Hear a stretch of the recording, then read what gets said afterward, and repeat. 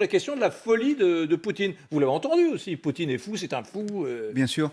Et pour tout vous dire, on a eu cette conversation tout à l'heure avec Laure Mandeville, qui a écrit un livre sur Poutine, qui a été la correspondante du Figaro longtemps à Moscou, et qui me disait, c'est trop facile de dire cela. C'est-à-dire que Vladimir Poutine, il est dans une logique qui est la sienne, dans laquelle il est probablement enfermé. Mais sa logique, cette logique, elle a sa cohérence. Il a des objectifs, il a une vision du monde dont il s'est auto-persuadé, y compris celle qui consiste à dire que l'Ukraine attendait les Russes comme des sauveurs parce que c'est un pays qui devait être dénazifié, allusion à l'histoire de la Seconde Guerre mondiale. Donc tout cela nous apparaît absolument incohérent parce que sans lien avec la réalité, mais à la limite, c'est pas le sujet. Ce qui compte, c'est que lui-même, il est dans ce schéma-là. Vous savez, on a beaucoup parlé pour les États-Unis de Donald Trump de post-vérité, mais c'est une réalité contemporaine, ça. Et paradoxalement, ce qu'on appelle les réseaux sociaux, toute cette bulle digitale, elle ne vous enlève pas forcément de ça, puisqu'encore une fois, on a les moyens de la manipuler, comme Renaud Pilal disait à l'instant. Sabine Caligari, vous êtes psychanalyste, vous avez travaillé sur la personnalité de Vladimir Poutine, alors vous n'êtes pas dans sa tête, mais jusqu'où il ira? On sait qu'il a parlé à Emmanuel Macron hier, il a dit qu'il atteindra ses objectifs par la négociation ou par la guerre. Il est déterminé, là, Vladimir Poutine, à aller jusqu'au bout et donc à étendre vraiment son territoire, à prendre le pouvoir sur l'Ukraine, c'est ça? Et rien ne l'arrêtera?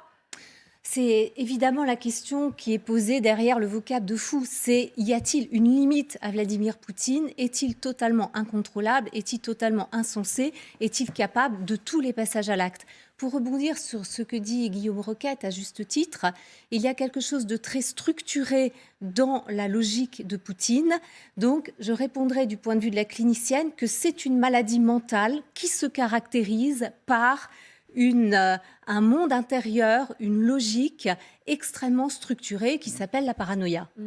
Mais pourtant, vous ne l'avez pas eu dans votre cabinet. Il y a des éléments tangibles, objectifs, qui vous font parler de paranoïa. Alors, Vladimir Poutine a un rapport à la réalité qu'on s'entend tous à considérer comme problématique. Son rapport à la réalité, certains l'appellent mensonge comme s'il mentait sciemment, probablement il ment sciemment, mais il y a aussi cet élément qui s'appelle le délire paranoïaque. Dans l'esprit de Vladimir Poutine, il y a une sorte de filtre où il passe absolument toute la réalité à l'aune d'un délire de persécution et d'un délire d'interprétation. Vladimir Poutine se sent menacé. Il considère qu'il y a une menace qui pèse sur la Russie, sur son projet de faire une grande Russie. Et c'est la notion de distance qui est déterminante. C'est-à-dire qu'on l'entend dans son discours. Vladimir Poutine a dit à plusieurs reprises « on veut endiguer la Russie dans un coin, la cornériser ». Et ce qui dit avoir été déclencheur, c'est que la distance se réduise entre ce qu'il appelle l'avancée de l'OTAN dans les frontières voisines et la Russie.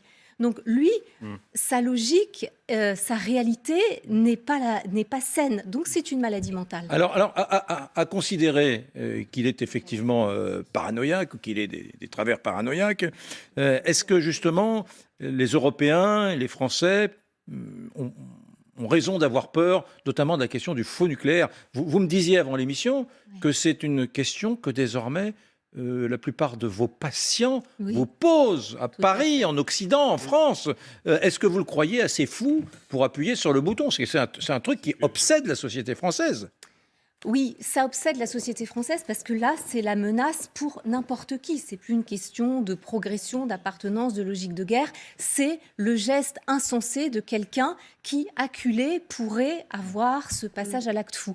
Donc ma réponse, c'est non. Je ne pense pas que Vladimir Poutine puisse passer à l'acte sur ce mode-là. Parce que la paranoïa, c'est une maladie mentale, c'est une psychose qui est logique, qui est axée sur des objectifs très précis, qui est de faire la Grande Russie. Et ça n'est pas... La paranoïa, c'est pas psychopathe. Quand on est paranoïaque, on n'est pas psychopathe. On n'est pas schizophrène à la manière des djihadistes, par exemple, ou des terroristes. Donc, le passage à l'acte sans mentalisation, ça fait pas partie de cette... Alors, comment